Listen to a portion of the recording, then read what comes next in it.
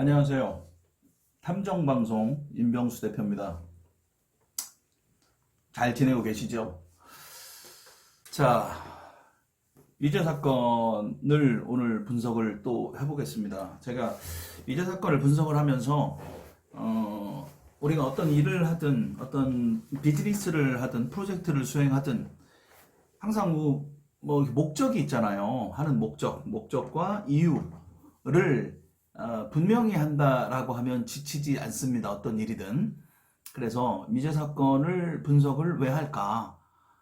라는 목적을 한번 생각을 해봤고요. 그런 확실한 목적이 있어야 치밀한 기획이 나오고 세부적인 계획이 또 동반이 되고 또 소기의 목적을 달성할 수가 있고 그 목적을 달성하는 데 있어서 굉장한 효율성과 어떤 그런 열정을 발휘할 수가 있어요. 그래서 이 미제 사건 분석이라는 걸 내가 왜 하고 있을까를 한번 곰곰이 생각을 해봤는데, 자, 지난 영상에서도 제가 말씀드렸다시피 이 범죄자들이 항상 우리 주변에 있습니다. 보이지 않는 것뿐이지요. 뭐 명함을 갖고 다니는 것도 아니고 뭐 이마에 써붙이고 다니는 것도 아니잖아요.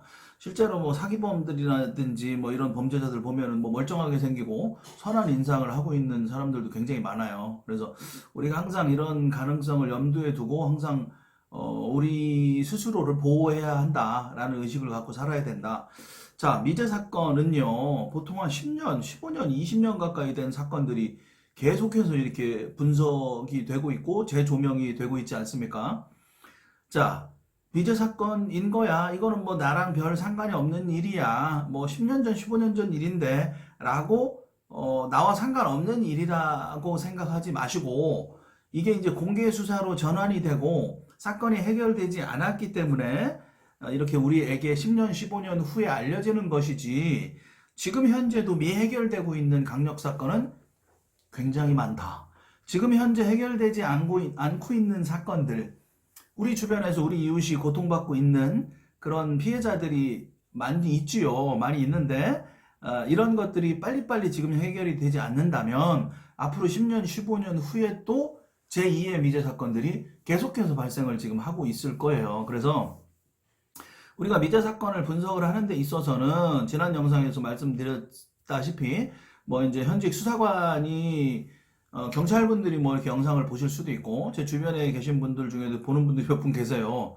예, 근데 어쨌든 간에 우리가 이제 경찰이 공무원이잖아요. 공무원인데 어떤 수사 매뉴얼이나 이런 부분들을 통해서 사건을 해결하는 베테랑 수사관들인 거는 맞지만 이런 어떤 국민들의 생각이라든지 요즘 이제 젊은 친구들이 굉장히 똑똑하고 아이디어가 톡톡 튀지요.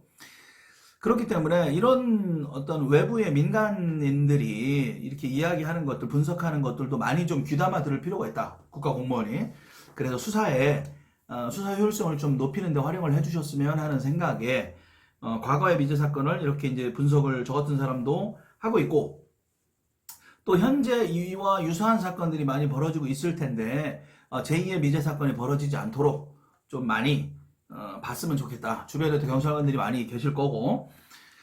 자, 그런 의미로 미제 사건을 분석을 해야겠다라는 생각을 오늘 했어요. 그래서 이게 단지 과거이지만 우리가 먼저 타임머신을 타고 그때로 돌아가면 과거가 현재인 거고 사실 우리가 지금 살고 있는 현재도 미래에서의 과거인 거예요. 그러니까 이 시간이 굉장히 중요하고 우리가 우리 가족이다라고 생각을 하고 정말 범인은 누구일까? 또 이와 유사한 사건들, 또 모방범죄들도 많이 일어나잖아요. 이런 일들의 어떤 재발 방지에 대해서도 국민적인 힘을 모아야겠다. 그런 생각을 좀 해봅니다. 이번 영상 역시 충청도예요. 충청도. 제가 충청도 사람이라고 지난번에 말씀드렸어요. 그죠? 자, 유명한 사건이고요. 이게 사실은 뭐 단순한 사건으로 보여요. 막 범인이 왜 이랬을까? 뭐 이해할 수 없는 행동을 하고 뭐 이런 거는 아니에요. 그냥 극히 일반적인 행동을 한 강도 사건으로 시작이 됐는데 이제 경찰의 어떤 초동 수사 미흡, 그다음에 이제 너무 안일하게 대처한 그런 부분들이 도마 위에 오른 대표적인 사건입니다. 자, 청주의 물탱크 살인 사건이라고 불리워져요. 청주의 물탱크 주부 살인 사건이라고도 또한 불려집니다. 자, 지금 2019년이니까 2002년으로 거슬러 올라갑니다. 17년 전이죠. 17년 전 6월, 2002년 6월 이때 어떤 일이 있었냐면 한국과 일본이 월드컵을 공동 개최해요. 그래서 한일 월드컵이 굉장히 뭐 열기가 굉장히 뜨거웠어요. 자, 2002년 6월 여름 한일 월드컵의 열기가 굉장히 뜨거웠고 뭐 하루 종일 월드컵 경기를 생중계했고 뭐 어떤 드라마보다도 정말 큰 역사를 썼던 행사였어요. 그렇기 때문에 이제 월드컵이 모든 이슈를 이제 빨아들이는 블랙홀의 역할을 당연히 했겠죠. 그러니까 온 나라의 시선이 이제 한 곳에 쏠려 있었고 어떤 직업을 막론하고 모든 게 이제 월드컵이었단 말이야. 끝나고 월드컵 응원하고 월드컵 보고 뭐 이러는 분위기에서요.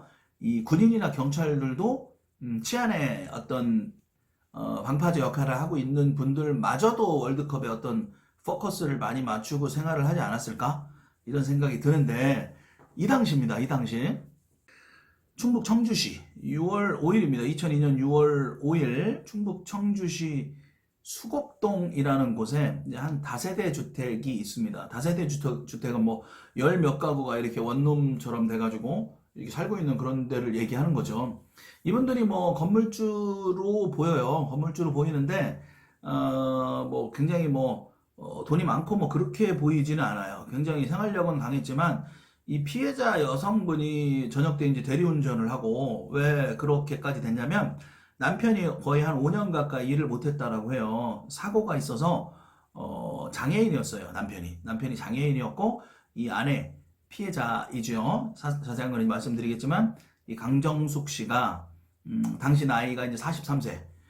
이분이 이제 저녁 때 대리운전도 하고 그 아들 하나 딸 하나 키우면서 그래도 남편이 가정이 장애인이었지만 이렇게 단란하게 살고 있었다. 열심히. 이 아들이 고등학교 1학년이고 딸이 이제 중학생이었는데 최초 목격자가 이제 아들이에요. 고등학교 1학년 송기석 군이 7교시 수업을 마치고 오후 5시쯤에 집에 들어옵니다. 집에 들어오는데 집에 엄마가 항상 있었단 말이에요. 이 시간에. 있었는데 이 시간이면 엄마가 요리를 하고 뭐 챙겨주고 뭐 이랬어야 되는데 엄마가 없어요. 엄마가 없고 문이 안 잠겨 있고. 자, 제가 아까 말씀드린 것처럼 이제 남편이 몸이 불편한 상태이기 때문에 대리운전으로 이제 그달 생계를 책임지고 있을 만큼 열심히 사는 분이었고, 근데 이제 그날 오랜만에 좀 쉬는 날이어서 집에 있었다고 해요. 자녀들에게도 엄마는 오늘 하루 종일 집에 있겠다라고 사건 당일날 말을 했다고 합니다. 근데 저녁 때 5시에 딱 들어오니까 이제 아들이 고등학교 1학년 아이가 이제 딱 왔더니 엄마가 없는 거예요. 근데 없는데 뭔가 말끔하게 준비를 하고 나간 게 아니고 저녁 준비를 한참 하던 흔적이 그대로 있는 거예요. 엄마만 없어진 거예요. 엄마가 밖에 청소를 갔나 싶어서 이제 거실에 있는 전화기를 들었어요. 들어와서 일반 전화죠. 핸드폰이 아니고 일반 전화를 들었는데 신호가 안 가. 신호가 안 간다는 건 왜 그러지? 전화기가 고장났나 하고 봤더니 전화선을 뺀 겁니다. 여러분 이제 참고적으로 들으세요. 옛날에 휴대전화가 많이 이제 보편화되어 있지 않을 때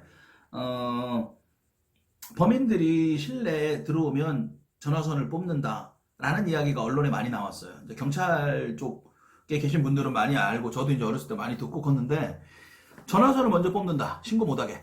누구에게? 지인에게 연락 못하게.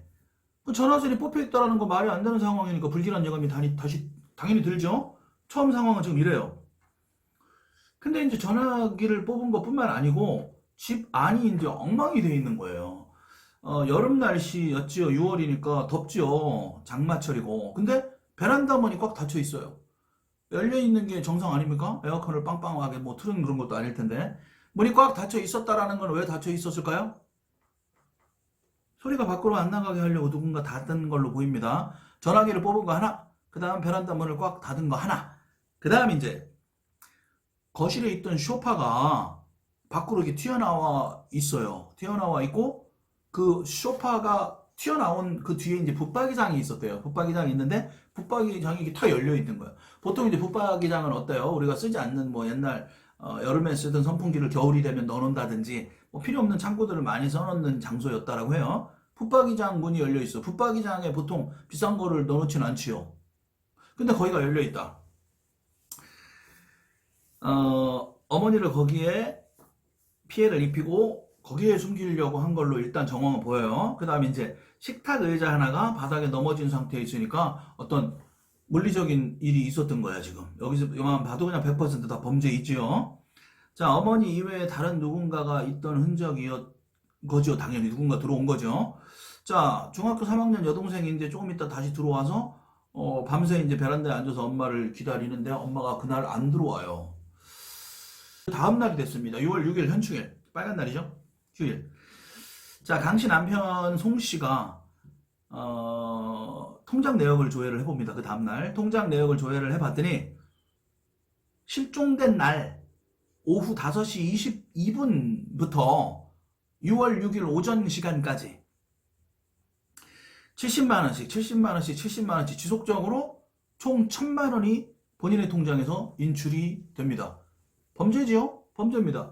평소에 아까 말씀드린 대로 100원짜리 하나 뭐 허투루 쓰지 않고 알뜰한 분인데 이렇게 큰 돈을 찾아서 사라졌다? 조금 이상한 거죠. 자, 미리 말씀드리면 여기서 이제 경찰에 신고를 했는데 경찰의 대응이 이제 엉망이에요. 그냥 뭐 바람나서 나갔겠지 막 이래요. 이 당시에 뭐 바람난 여자들이 많았대요. 그 남자랑 같이 도망가는 일이 많았다. 그래서 단순하게 그냥 그렇게 치부를 경찰이 해버리는 큰 실수를 하는데 바람난 여자들이 아무리 많아도 이런 얘기를 하시면 안 됐었죠. 담당 경찰관이. 자, 그런데 바람난 여자가 집안을 이렇게 개판으로 만들어 놓고 나갈 리가 없지요. 당연히. 그쵸? 근데 이제 현장에 신고를 했는데 경찰이 와보지도 않았대요. 와보지 않았으니까 그런 얘기를 했겠죠. 현장을 왔으면 식탁이 넘어져 있고 소파가 앞으로 당겨져 있고 붙박이장이 열려 있고 집안이 엉망으로 돼 있고 그냥 막 요리하다 저녁 짓다 말고 나간 상태로 그렇게 엉망으로 만들어 놓고 바람나서 나가겠습니까? 말도 안 되는 이야기를 한 거고. 자, 지금 이래요. 범죄 정황이 보이는데 일단은 통장 내역에서 1000만원이 인출이 됐는데 그 통장의 명의는 남편 송 씨입니다. 자, 경찰에 실종 신고를 갔는데 경찰이 현장에 오지도 않고 그냥 뭐 단순 가출로 했다라고 해요. 그래서 경찰에서 움직여주지 않으니까 불편한 몸을 이끌고 직접 이제 나서서 그 은행을 찾아갔겠지요. 찾아가서 이 CCTV를 한번 봅시다라고 경찰이 한 게 아니고 남편 송 씨가 합니다. 이 몸이 좀 불편하신 분이. 그런데 여기에서요, 은행에서 이제 이 남성의 모습을 폐쇄 회로에 찍혀 있는 걸 뽑아줍니다. 은행에서 경찰한테 뽑아주는 게 아니고 이 몸이 불편한 장애를 가진 이 가족, 남편에게 뽑아줍니다. 자, 이 돈을 찾아간 사람이 여러분들 이제 사진에서 보다시피 모자를 쓰고 종이백을 들고 안경을 쓰고 이 종이백에는 현금 뭉치가 있었겠죠. 돈을 뽑을 거니까 현금 뭉치를 가지고 왔을 것이고 잘 보시면요. 6월 달인데 이 사람이 정장을 입진 않았죠. 인상차이가. 그리고 팔 보세요. 팔이 약간 좀 그을렀지 않습니까? 이 사람은 이제 야외에서 좀 일을 하는 사람으로 보이고요. 이렇게 비스듬하게 서 있는 옆모습이 항상 양복을 입고 다니는 사람은 아닌 걸로 보여요. 지금 흰 티를 입었죠? 그 다음에 칠부 바지 긴 거를 좀 입었는데 이 서 있는 복장이나 이런 부분들이 또 앞모습이 보면 어깨가 약간 삐뚤어졌잖아요. 이렇게 그죠? 엉거주춤하고 이 사람은 양복을 즐겨 입는 사람이 아니고 보통 때 옷을 이렇게 입을 것 같아요. 그리고 햇빛 좀 기울어져 있고 또 현장을 일을 하는 사람일 것 같아요. 노가다 같은 걸 하는 사람이지 않을까 싶고 또 한 가지는요. 왼쪽 팔이 그을렀죠. 보통 운전석이 왼쪽에 있죠. 자, 운전하는 사람일 가능성도 있어요. 이 사람이. 그냥 느낌상 그래요. 느낌이. 택시기사나 뭐 이런 걸 할 수도 있어요. 운전하는 사람도 보통 여기 왼쪽 팔이 많이 좀 그을리는 경우가 있어요. 요즘에는 토시도 많이 하고 썬팅도 많이 해놓고 하니까 그렇진 않은데 옛날에 이제 어렸을 때 기억이 보면 이쪽 팔이 좀 많이 기울어져 있다. 버스기사나 이런 사람들이. 그리고 다부전은 보이지요. 다부전은 보이지만 좀 다소 마른 체형이다. 일단 CCTV를 잘 보세요. 이 사람이 돈을 찾아갔습니다. 자, 이 사람이 아내를 실종이라는 거는 수사의 무게를 당연히 둬야 돼요.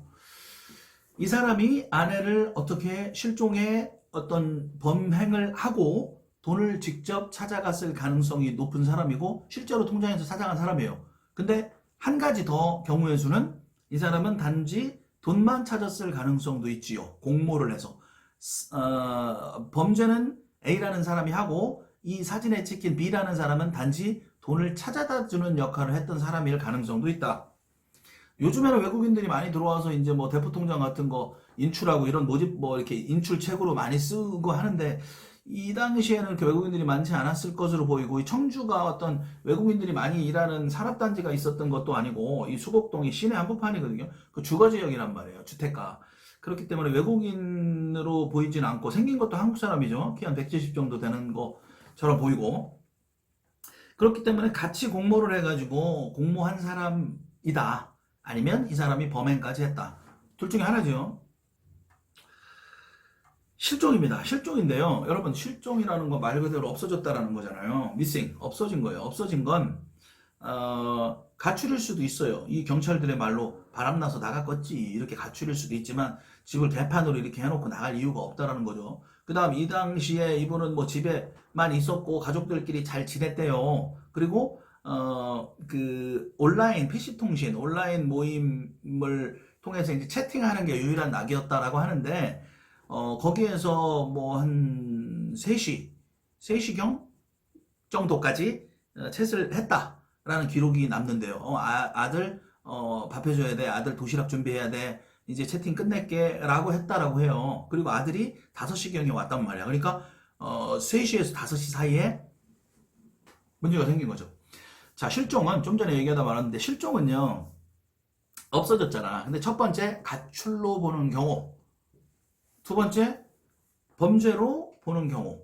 자, 가출로 보는 경우는 성인이 가출을 했으니까 경찰이 꼭 수사를 할 필요가 없는 거지요. 그렇기 때문에 가출이라고 이야기를 한 거죠. 가출이라고 하면 수사를 바로 하지 않아도 되니까, 범죄 혐의가 없으니까 그렇게 경찰에서 신경을 안 써버린 거지요. 근데 실종이 됐다라면은요, 물론 번거롭고 수사를 하면 얼마나 일이 많아지겠어요, 경찰이. 하지만 실종은요, 저는요, 실종은 일단 100% 수사 범죄 가능성을 열고 시작을 해야 되는 그런 강제할 수 있는 매뉴얼이 있는지는 모르겠어. 내가 경찰이 아니니까. 무조건 그런 걸 좀 매뉴얼에 강제를 하는 법이 있었으면 좋겠어요. 일단은 이게 실종이라는 게 사실은 범죄인지 가출인지 모르는 거잖아요. 처음에는. 그렇기 때문에 모르는 상태에서 가출이다, 뭐 범죄다 이렇게 단정할 수가 없기 때문에 만약에 범죄라면 엄청난 일이 벌어지는 거 아닙니까? 가출이라면 그나마 괜찮지만 안 좋은 케이스가 실종이야. 좋은 케이스가 가출이야. 이 두 가지가 있다라면 여러분, 국민의 생명과 재산을 어떤 보호를 해야 되는 경찰관 입장에서 이 두 가지, 범죄냐 가출이냐를 놓고 볼 때 이 가능성에 일단 무게를 두고 나서 해야 되는 매뉴얼대로 움직여야 된다라고 생각을 해요. 당연히 이게 아니면 다행이지만 만약에 이거면은, 만약에 실종이 범죄와 연결이 돼 있다라고 했을 때 나타날 수 있는 그런 후폭풍이나 이 가능성에 대해서 우리는 간과해서는 안 된다. 그러니까 전쟁이 일어날 가능성이 0.5%만 있으면 그 죽겠다는 군사 훈련도 계속 해야 되는 거를 말씀을 계속 드리는 것처럼 경찰도 마찬가지라고 생각을 해요. 이 훈련도 굉장히 사실 빡세게 해야 되고요. 이게 항상 물론 뭐 힘든 직업이지요, 당연히. 하지만 군인은 전쟁이 나면은 한 방이지만 전쟁이 안 나면 그걸 실력 발휘할 수 있는 건 사실 없음에도 불구하고 엄청난 훈련을 해요. 그렇지만 이제 경찰은 이 중간중간 이렇게 우리 사회와 함께 호흡하고 있는 어떤 직업이기 때문에 군인 긴장이 풀어지고 이렇게 약간 뭐 등한시할 수는 있지만 절대 그래서는 안 된다. 이런 어떤 기강은 정말로 굉장히 중요하다. 이런 긴장감을 통해서 경찰 업무에 임해야 된다라고 저는 생각을 해요. 그럼 뭐 네가 경찰을 몰라서 하는 얘기지 뭐 얼마나 힘들고만 한데 알아요. 저도 경찰 과정이었었고. 그러니까 그래도 어쩌겠습니까? 경찰의 숙명이지요. 자, 범죄 단서가 나오든 안 나오든 범죄 가능성이 있잖아요. 실종이 됐다라는 거, 그죠? 자, 그럼 범죄 가능성과 가출 중에 일단 범죄 가능성에 무게를 두고 수사를 바로 할 필요는 없지만 이거에 대해서 당연히 범죄의 징후가 있다라는 가정하에 집중적인 조사를, 초동 조사를 해야 된다라는 걸 좀 법제화를 했으면 좋겠어요. 그래서 이 항상 우리가 지금 현재도 그렇잖아요. 뭐 초동 수사 미흡, 초동 수사 미흡 항상 이렇게 나오는데 제가 지난번 영상에도 말씀드렸지만 시간이 1시간, 2시간, 하루, 이틀, 3일 갈수록 경찰이 수사에 압박이 들어가고 수사를 진행하면 할수록 범죄자도 그만큼의 도망가고 피해 나갈 시간을 벌게 되는 거 아닙니까? 그러니까 그래서 초동수사가 당연히 중요하다라고 저는 생각을 하는데 이게 모든 것들을 앞에다 좀 집중을 해서 할 필요가 있다라고 저는 생각을 하고요. 실종은 바로 수사가 바로 이루어지는 시스템으로 갔으면 좋겠다. 그런 전담이 될 수 있는, 저는 그렇게 생각을 해요. 어쨌든 지금 CCTV에서 돈을 인출해간 범인입니다. 이 사람이 공모가 됐든 이 사람 혼자 범행을 하고 직접 인출까지 다 했든 이 사람은 어쨌든 직간접적으로 직접적인 연결이 된 사람이지요. 자, 그 다음날 이게 이제 그 장애를 가진 남편이 가서 이거를 이제 경찰에 보내줬습니다. 다시 줬더니 처음에 접수할 때도 그냥 알겠다 현장 알아보고 접수만 했던 경찰이 이번에도 그냥 뭐 남자하고 놀러 가려고 그래서 남자가 돈을 찾을 수도 있지 않아요? 라고 한 거예요. 이거 굉장히 실수하신 거죠. 예, 웃을 일이 아닌데 어이가 없어서 헛웃음이 나옵니다. 대한민국의 모든 경찰들은 대부분 잘하시는데 이런 건들이 가끔 나오면 욕을 그렇게 먹어요. 그죠? 예.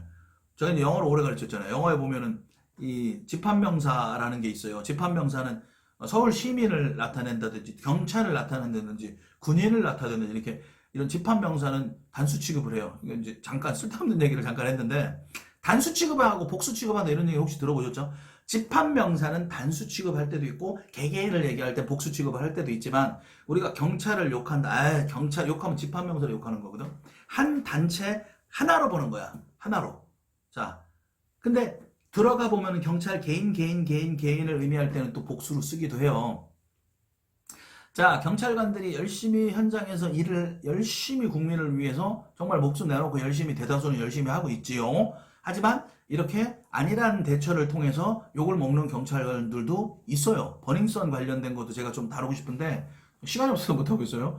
자, 이럴 때 열심히 현장에서 목숨 내놓고 열심히 하는 경찰들, 또 문제를 일으키는 경찰들 대부분은 열심히 하지만 이런 하나하나의 경찰들은 복수 취급을 해야 되는 집합명사 중에서도 복수 취급을 해야 되는 케이스거든요. 하나하나. 지금 이 사람이 잘못한 거야. 지금 이 담당 경찰관이 잘못한 거예요.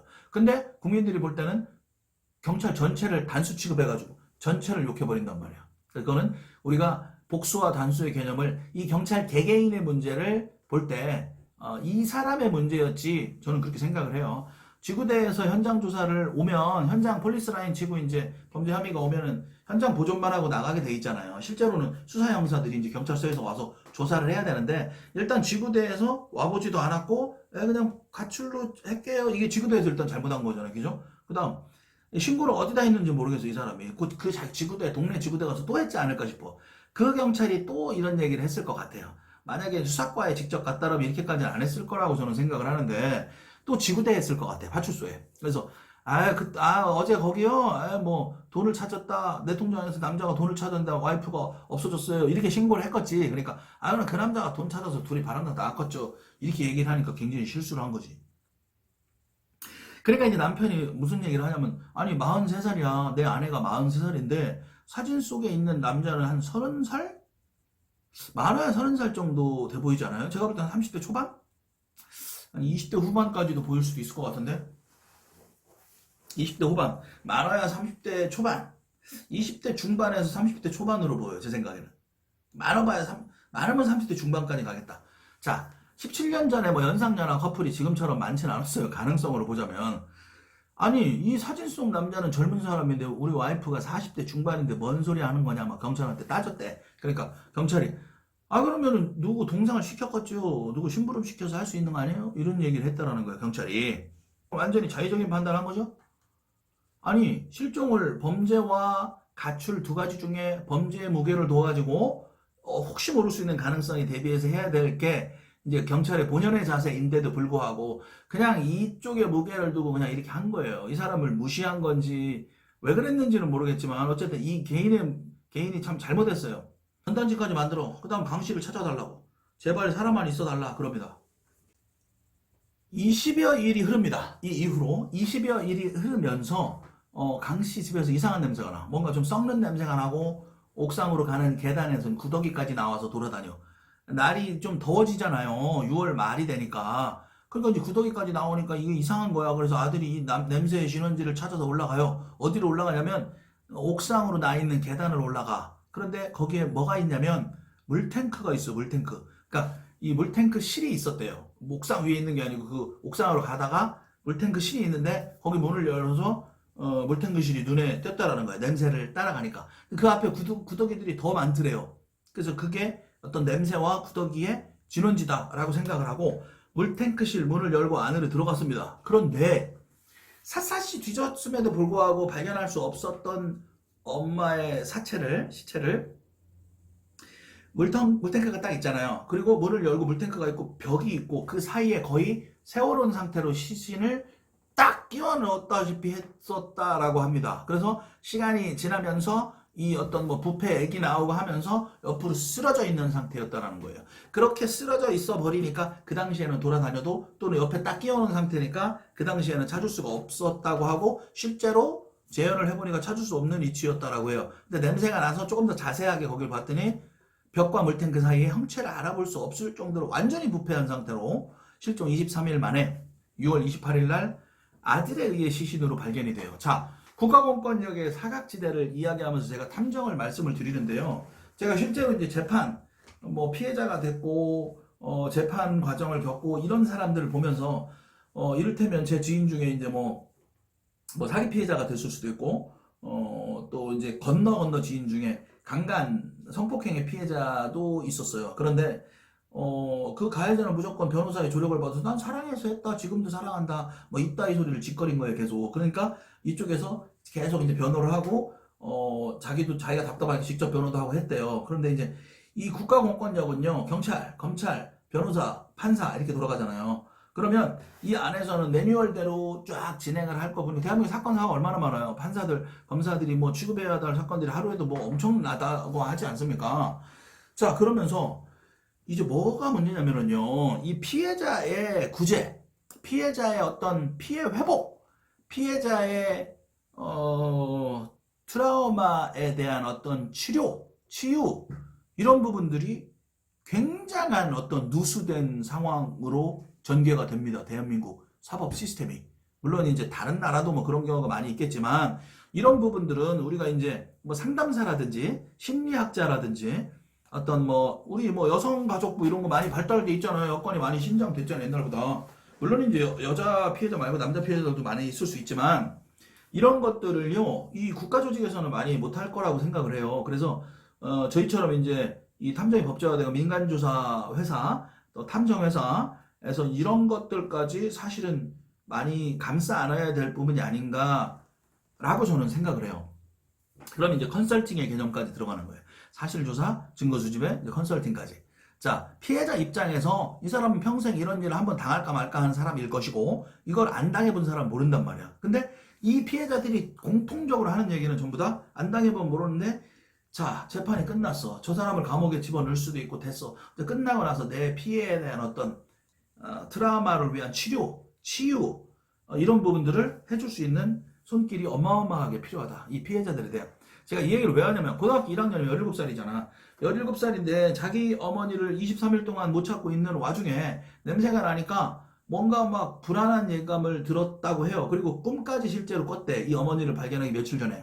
같이 이제 식구들끼리 고기를 먹는데 엄마가 갑자기 나 어디 가봐야 돼. 그래서 갑자기 어디 급하게 나가는 꿈을 꿨다라고 해. 그리고 냄새의 진원지를 찾아가면서 자기도 불길한 느낌을 받았다라고 하는데 이 상황에서 심하게 부패한 엄마의 시신을 봤을 때 두 눈으로 아들이 봤을 때 우리가 여러분들 저는 시체를 많이 봤는데 시체 보면 어떨 것 같아요? 참 이 트라우마가 대단하지요. 그런데 이게 엄마의 시체라고 생각을 해보시고 그게 내 사랑하는 엄마의 시체가 형체를 알아볼 수 없을 만큼 부패해 있고 이런 상황을 내 눈으로 본다라고 하면 어떨 것 같습니까? 이 트라우마가 실제로 엄청나게 소리를 질렀다고 해요. 그래서 그 소리를 듣고 여자 동생이 이제 같이 따라왔다라고 하는데 이런 거예요. 예를 들면 이런 거. 자, 피해자란 말이야. 피해자의 가족이야. 뭐 세월호 사건도 마찬가지고 피해자들이 얼마나 많아요. 굉장히 많죠. 그럼 이제 이 기자들이나 언론은 이슈화가 되고 해가지고 끝나고 취재하고 나면 끝나는 거고, 수사관들은 수사하고 걔를 이제 엄벌에 처하면 끝나는 거고, 판사도 마찬가지고 검사도 마찬가지야. 변호사도 돈을 받고 변호를, 법률적인 변호를 해주면 끝나는 거거든요. 그런데 이런 어떤 이 피해자에 대한 이런 상처를 치료하는 이런 어떤 인력들이 국가적으로 필요하지 않겠습니까? 저는 그런 생각을 좀 해요. 그래서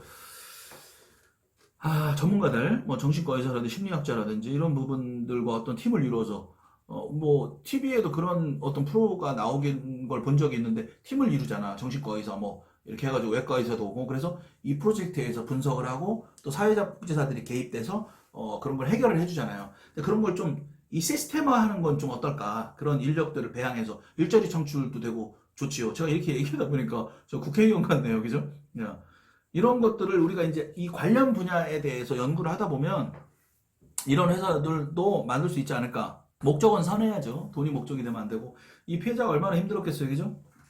어마어마한 트라우마를 갖고 살 거예요. 자, 머리 부분은 거의 뼈만 남아 있을 정도로 백골화가 되어 있었다라고 해요. 그 다음 목 부분의 피부도 완전히 소실되어 있는 상태였고, 내부 장기도 완전히 심하게 부패된 상태였다고 하는데, 이거를 봤어. 얼마나 상처가 심하겠습니까? 먼저 현관문을 억지로 열고 들어간 흔적이 없대요. 그러니까 문을 열어줬다는 얘기고, 아는 사람의 소행으로 추정이 됩니다. 면식범으로 볼 가능성이 있다. 강 씨가 살던 다세대 주택에는 여러 사람들이 살고 있었는데 비명소리나 다투는 소리가 없었대. 강 씨와 가까운 사람일 수도 있다라고까지 내다봤대.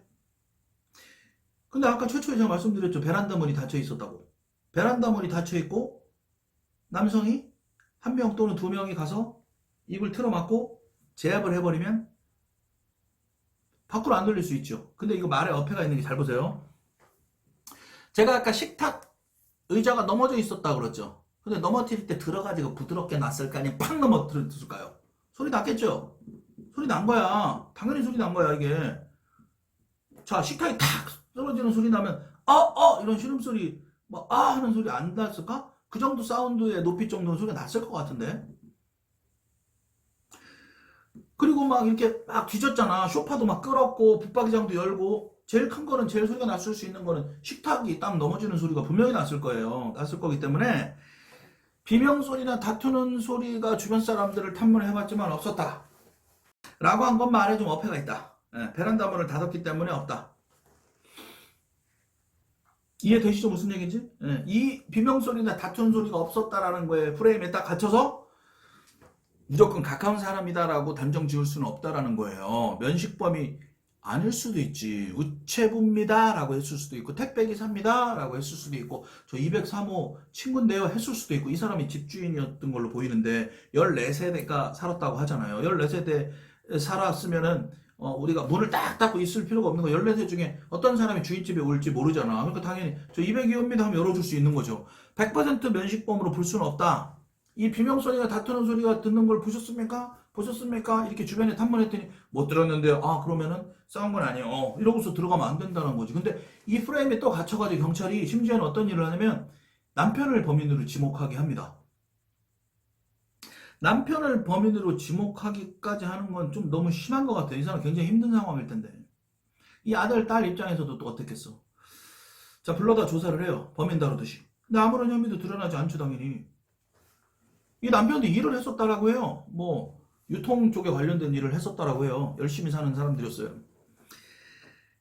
허술했죠. 또 경찰의 수사도 허술해요.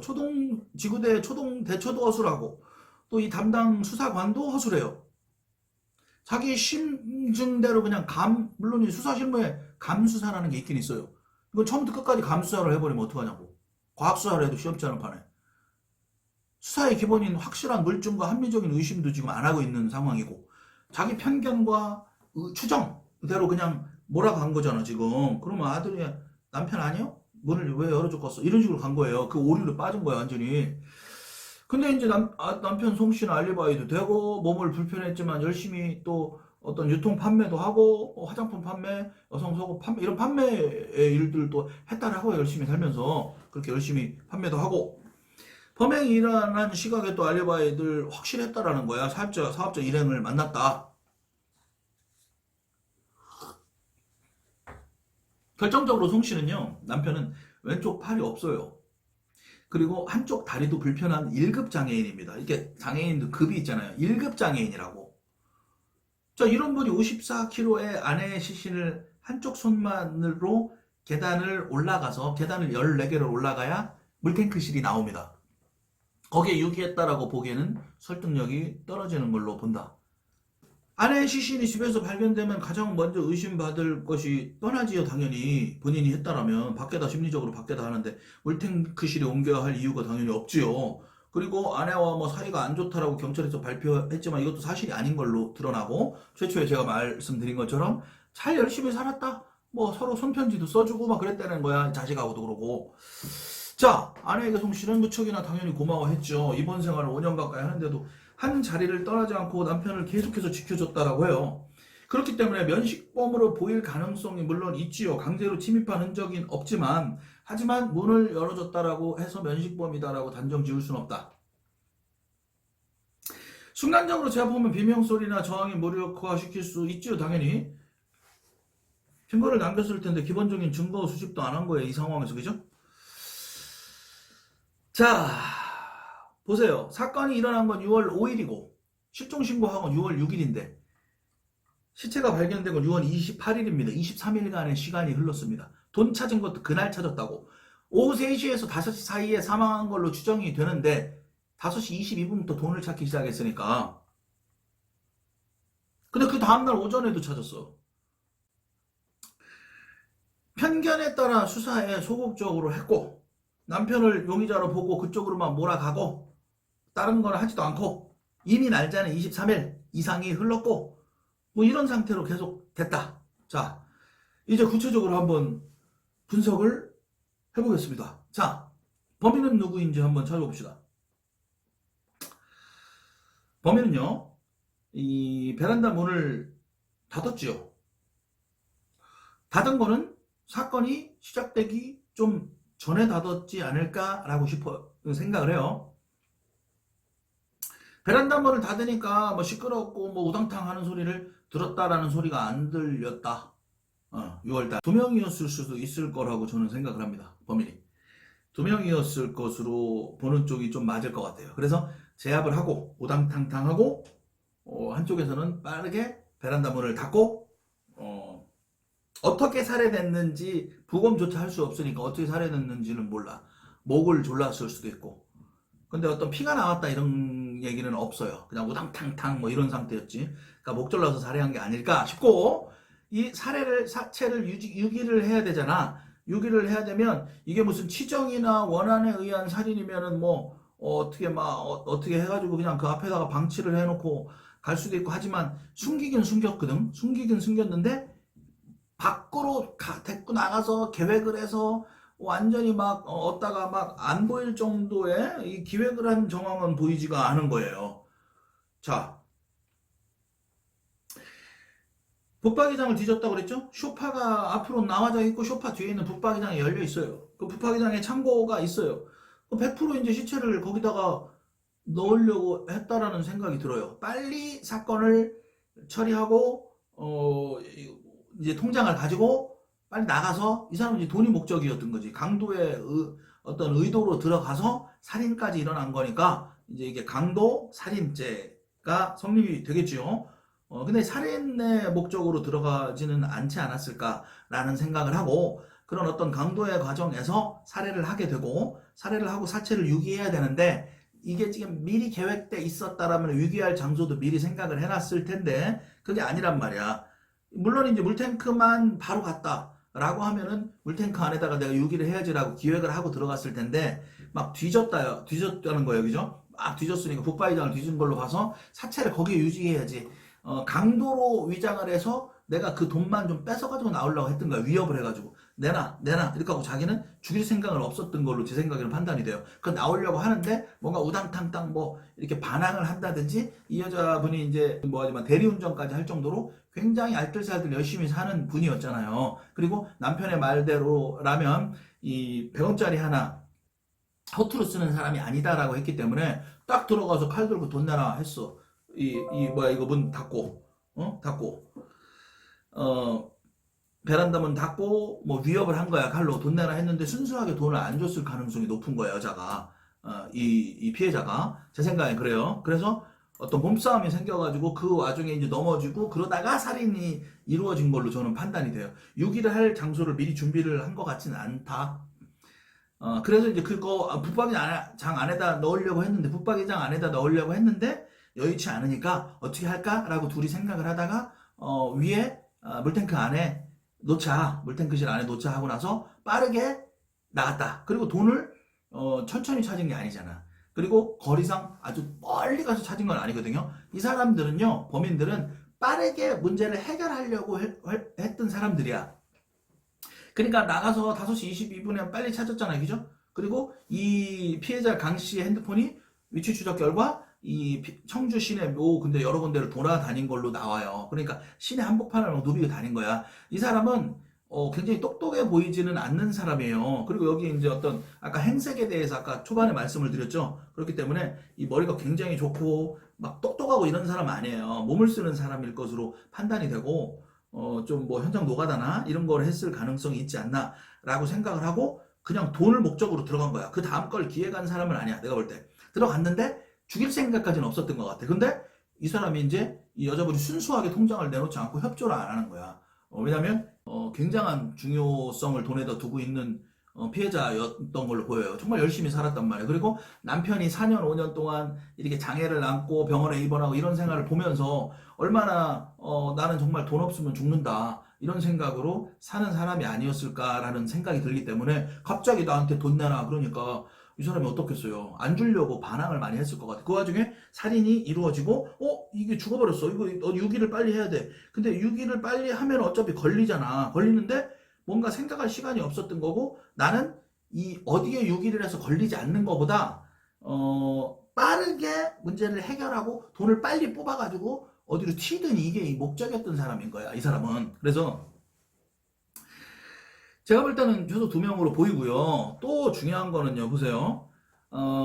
면식범일 가능성이 있는데 굳이 뭐 문을 열어줬다고 해서 면식범이라고 볼 수 있냐? 면식범이 아닐 수도 있다라고 제가 말씀을 드렸지요. 그런데 자 이제 조금 더 깊이 들어가면 이 남편 앞으로 보험금을 받은 게 있대요. 보험금을 받은 게 있대요. 있는데 보험금을 한 푼도 안 썼다는 거예요. 그 남편 통장 안에 그대로 넣어놓고 자 보통 중학생, 고등학생 키우고 뭐 이 정도 되면 생활이 좀 힘들잖아요. 그러다 보면 뭐 생활비가 많이 나가니까 쓰고 막 했을 텐데 남편의 보험료에 전혀 손을 대지 않았다. 남편의 어떤 몸과 바꾼 보험료인데 이걸 함부로 쓸 수 없다. 그 정도로 돈을 굉장히 중요시 여겼던 여자분이란 말이에요. 그래서 반항을 했을 것 같아요. 반항을 해서 살인까지 이어진 걸로 보고 미처 이제 이 시신을 처리해야 되니까 물탱크로 올라가서 이 짊어지고 올라갔을 것 같아요. 그래서 딱 열었을 때 물탱크를 봤을 때 자세히 안 보면 보이지 않는 곳에 이렇게 찡겨서 세워놓고 그냥 현장을 빠르게 빠져나간 걸로 보여요.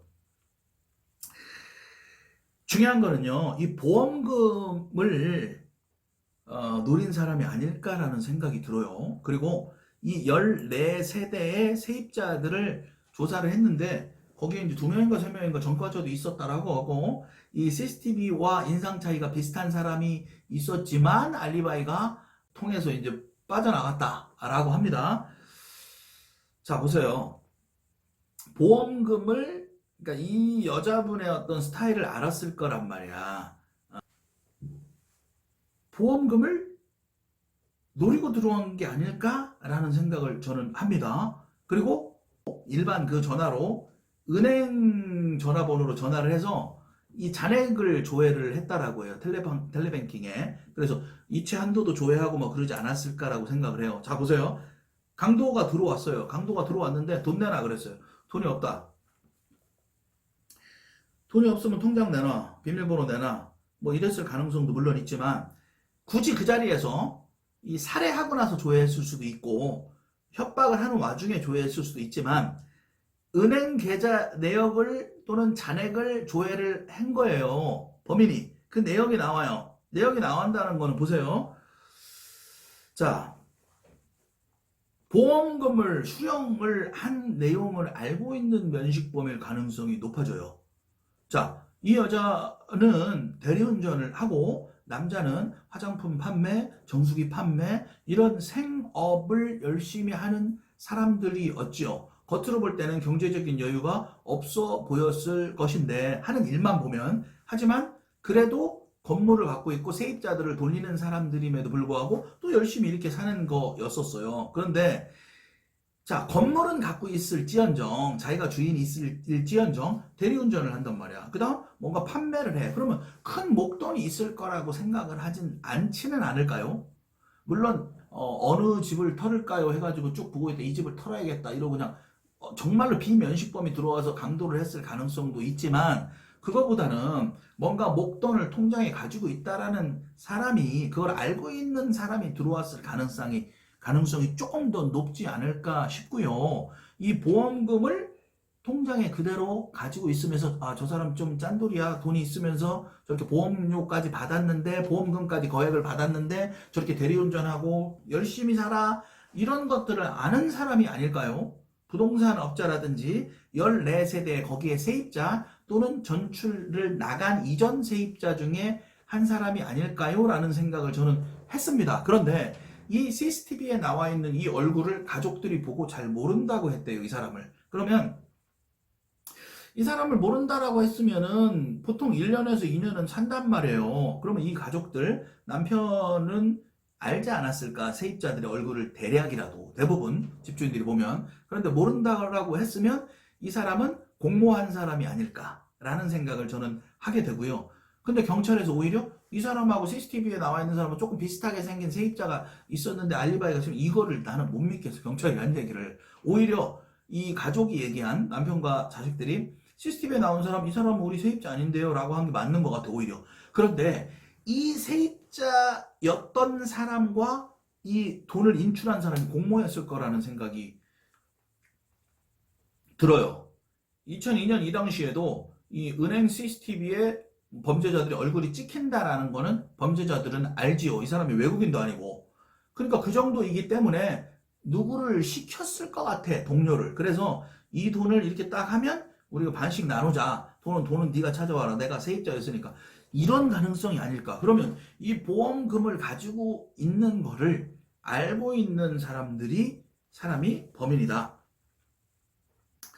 저는 그렇게 생각이 되네요. 그래서 이 세입자였던 사람, 나 같은 사람, 뭐 부동산이나 어떤 그 지역의 슈퍼 이런 사람들을 자세하게 탐문을 했어야 된다라고 생각이 들고 결론은 보험금을 노린 저는 강도 살인으로 보고요. 강도의 고의를 가지고 들어갔다가 그리고 세입자나 주변인을 통한 어떤 정보가 흘러나와서 그걸 노리고 들어간 걸로 보고요.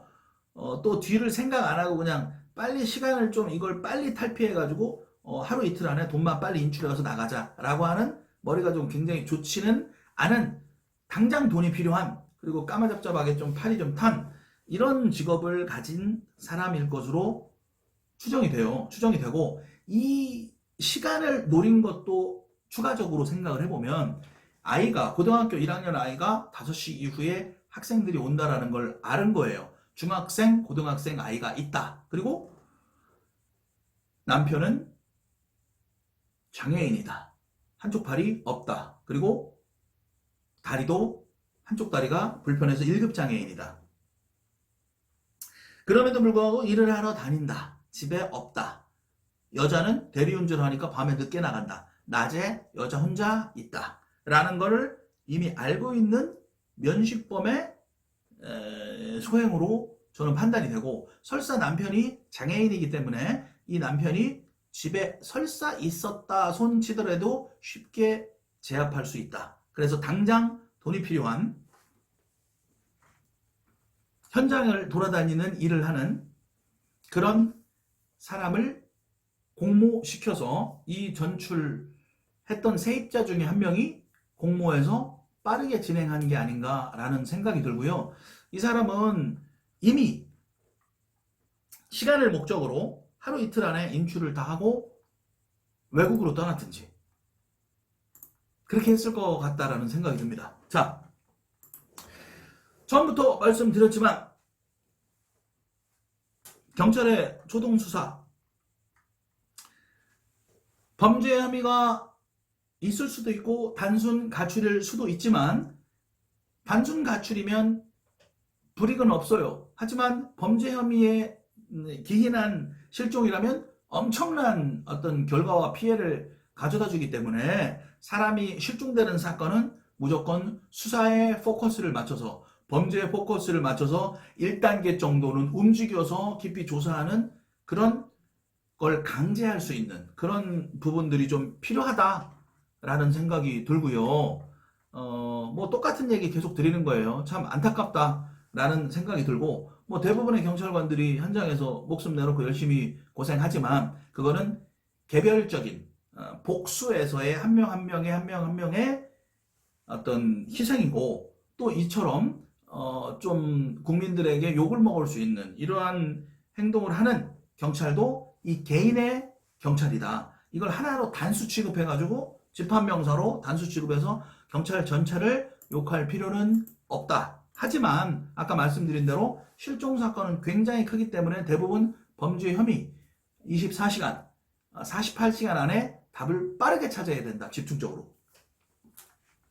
그런 것들을 강제할 수 있는 그런 매뉴얼과 제도화가 좀 필요하지 않는가. 제가 경찰이 아님에도 불구하고 감히 말씀을 한번 드려봤고요. 아까 최초에 말씀드린 것처럼 이 현장을 본 아들의 심정을 좀 헤아리면서 이 피해자의 어떤 상처나 이런 부분들을 조금 어루만져 줄 수 있는 어떤 사회의 어떤 단체라든지 기관이라든지 민간 회사가 될 수도 있고 그런 부분들에 대한 어떤 만들어짐이 앞으로는 더 많이 필요할 것이다 라는 생각이 들으면서 오늘의 영상은 이렇게 또 마치겠습니다. 감사합니다. 탐정방송 임병수 대표였습니다.